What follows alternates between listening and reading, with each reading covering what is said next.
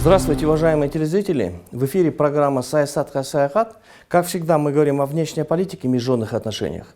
Сегодня у нас такая очень интересная тема. Это праймерис в мире. Насколько праймерис нужно странам СНГ, Кыргызстану. Для обсуждения этой темы мы пригласили члена Кыргызского совета по международным отношениям и безопасности, известного политолога Кыргызстана Алмаза Таджибая. Здравствуйте. Здравствуйте. Алмаз, спасибо вам, что вот в такое занятое время вы пришли для того, чтобы вот такую всю серьезную тему, как праймерис, объяснить. У меня, исходя из этого, первый вам вопрос. Вот, что такое вообще праймерис, где это зародилось, вообще, что это за система? Ну, естественно, история идет праймерис, это Соединенные Штаты Америки, где концентрация высокой партийной конкуренции, это англосаксонские страны, в том числе Великобритания. Ну, это было 1800, известно больше праймерис, как в 1842 году. Впервые появился праймерис, голосование, да, но нужно еще сказать, что кроме этого предшествовало кокусы, это 1750 год, была вот две системы, и до сих пор эти две системы, современные Соединенных Штатов Америки и ряд других стран, они существуют.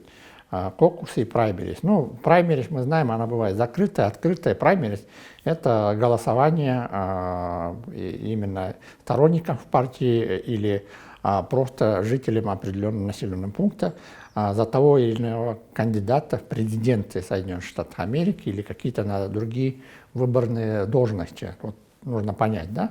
Но кроме этого еще, я сказал, параллельно идут и кокусы. Ну, кокусы, происхождение слова это индийского слова, самый аборигенов Соединенных Штатов Америки, американцев. Индийских племен, да? Да, племен, это означает советник. И она имеет, кокусы, с другой стороны, имеет и отрицательные последствия, потому что кокус всегда жалуется, его выбирает некий законодатель или политические силы за спиной политических лидеров. То есть они делают ставку на кого-то, а потом уже предлагают, что эти определенные силы доверяют, чтобы он выдвинул себя в президенты. Да? Вот такое характеристика. То есть это не всегда решает сам политический лидер, будет ли ему президентом или не президентом. Вот с этой стороны, с точки зрения политологической, очень огромная школа имеет именно в Соединенных Штатах Америки, где сейчас считают подсчет голосов, кто же их победить из двух кандидатов, Трамп или Байден, да, к примеру. Но до этого были уже, каждая из политических партий, республиканцев и демократов, они уже провели праймеризи и провели кокусы Соединенных Штатов Америки. Естественно, в Штатах она выходит самый сильный соперник. Мы знаем, что 51 штат Соединенных Штатов, каждый должен выбрать, и в последующем у них очень высокая доля конкуренции Соединенных Штатов, несмотря как бы на две партии, да, но есть и другие партии, большинство где-то, но основные два игрока из двух партий считается. Но мы знаем из истории, даже были не республиканцы, не демократы, это, по-моему, 13-й президент Соединенных Штатов Америки, где тогда существовала партия Вигов, который, вот, поэтому это хорошая история. Это праймерис, это именно люди голосуют за будущее главу государства. А вот мы в современном мире живем в 21 веке, и я знаю, что на пространстве СНГ недавно были, в последние годы были выборы, попытка проводилась в праймерис «Единая Россия» в Российской Федерации, партия Нур-Отан в Казахстане. Вот об этом можете рассказать вообще? Ну да, естественно, когда как бы люди хотят сыграть демократию, сыграть демократические правила или хотят его примерить на те или иные страны, чтобы выявить в конкуренции, да, будет ли сработать. Но я хотел бы сказать, опыт «Единой России» в России, да, который было, и у них было электронный, и даже вот в Казахстане Нур-Отан, да, пробовала вот совсем в октябре, недавно, да, в октябре, начиная с сентября, но она показалась, как бы доказала теорию, которая существует в политологической науке. В тоталитарных странах праймерис бесполезны. Мгм. То Но есть, там же есть плюсы все равно, да? а плюсы есть, естественно, ну, как бы нужно к этому двигаться. И очень хорошо, что Казахстан, допустим, да, Использует Центральная такую Азия, вещь. да, Центральная Азия впервые это показал на примере у себя. И у них было новшество, они это делали на электронном формате, то есть через интернет, ну, как бы через сайт. Сторонники Нуратана, они внутри себя голосовали, да. Но здесь вот это хороший пример. Но другой А вот вопрос, плюсы, вот в чем бывает? Ну, мы другой, проводим получилось праймерис. или не получилось, да, Мгм. вот. Плюс в чем у них есть? Вот, допустим, партия Нуратан провела, да? Это же все-таки хорошо, это все-таки партия власти. Много есть партийных лидеров. Часто же бывает, что вот молодые ребята, да, которые молодые лидеры или люди действительно пользуются авторитетом, но в силу разных причин они не попадают в партийные списки на выборах, или же в силу разных причин, отсутствия, может, финансов, ресурсов, их незаметно. Ну вот в праймерис, допустим, вот по Нуратану посмотрим партии, мы видим, что есть плюс, да?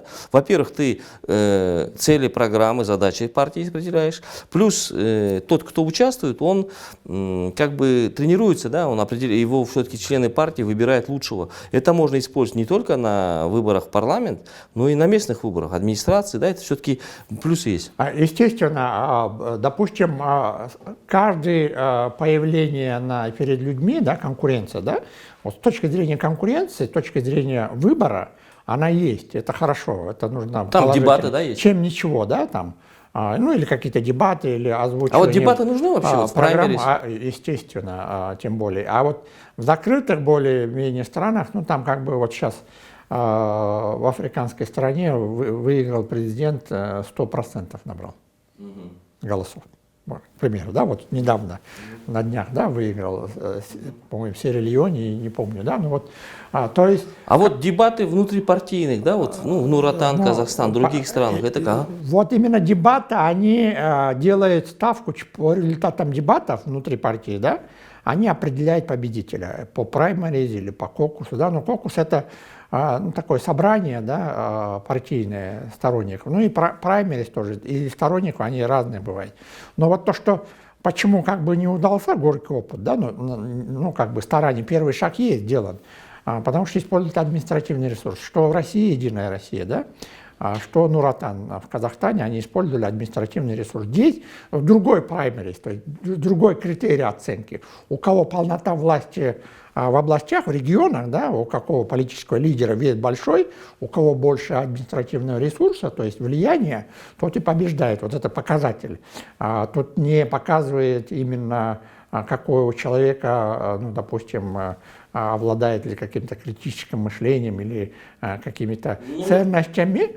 Я хотел бы сказать, что такое административное, когда большинство предприятий, руководители или администрация, акимы, допустим, да, в Казахстане, они заставляли попросту голосовать по интернету за их представителя в этих округах. И, естественно, выигрывают те, у кого больше вот этот ресурс, административный доступ. И здесь можно сказать, что здесь они члены своих политических партий, членства голосовали, да, большинство случаев. Поэтому здесь члены партии, а вот в демократических странах там можно и не члены партии допускается.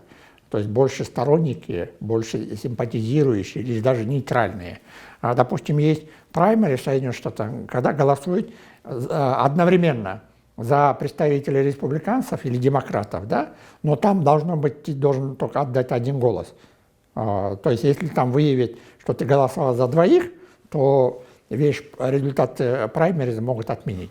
Поэтому, ну, как бы более вот честно. если взять Центральную Азию, да, в частности Казахстан, партия Нуратан, ну, партия власти, да, и все-таки она тоже пошла на риск, провела праймериз, да, это как бы тоже хороший плюс.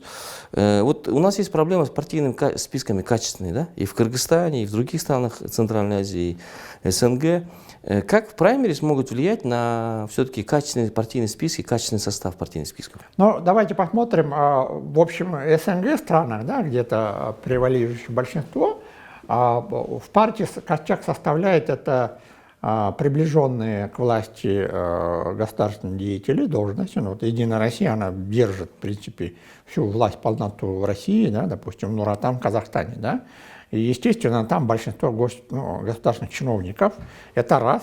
Во-вторых, приближенные с ними, которые закреплены, это бизнес-сообщество, ну, то есть бизнесмены, которые неразрывно связаны с этими политиками, и вместе они делают, ну, как бы погоду, или это политическая элита. То же самое не исключение и в нашей стране, да, то есть кто это делает. И чем выгодно праймерис вообще для развития демократии, да?